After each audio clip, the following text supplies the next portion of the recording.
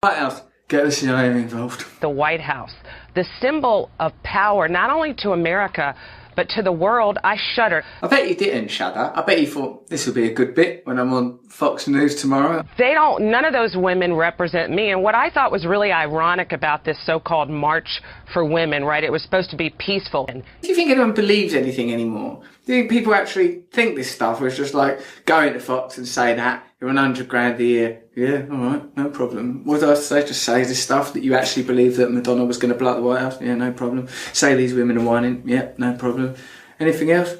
Yeah, after the break, we're going to ask you to say some stuff about Mexican people. I'll do that as well. Why don't you go spend your time at a homeless shelter for battered women? That's what Kellyanne Conway said in an interview. She said if Madonna would use some of her millions of dollars to go and help women in shelters, it would do a lot more good. Now some very recognisable tropes. Don't protest, give us your money. And the 16 million women living in poverty shook their heads, Ainsley, because they're worried about the lack of jobs, unaffordable health care, and illegal immigration. What about the biased media, or the media changing the narrative? That's amazing when Fox talk about the media changing the narrative while literally being the media changing the narrative. This couldn't become any more meta unless she accused herself of actually doing that out of another mouth on the side of her cheek. Ashley Judd, Madonna, you showed, some sound bites from these nasty, rich Hollywood celebrities who are upset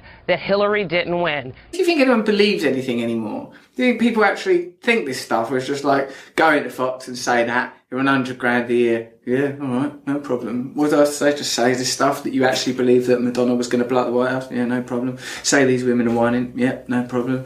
Anything else? Yeah, after the break, we're going to ask you to say some stuff about Mexican people. I'll do that as well. Do you think anyone believes anything anymore? Do you think people actually think this stuff? Or it's just like going to Fox and saying that you're on 100 grand a year. Yeah, all right, no problem. What did I say? Just say this stuff that you actually believe that Madonna was going to blow up the White House. Yeah, no problem. Say these women are whining. Yeah, no problem. Anything else?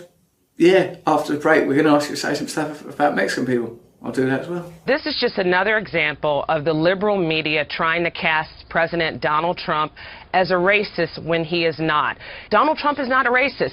I suppose what Fox is really masterful at doing is repackaging that event. I mean, whatever you think of it, it is a coming together of a huge number of people to express dissatisfaction. And I think part of the problem that led to this election was this sense of detachment. When is the liberal media and America going to get over it? Those who didn't vote for Donald Trump. He is our president. He is already doing great things in the first 8 hours that he has been president than President Barack Obama did in 8 years.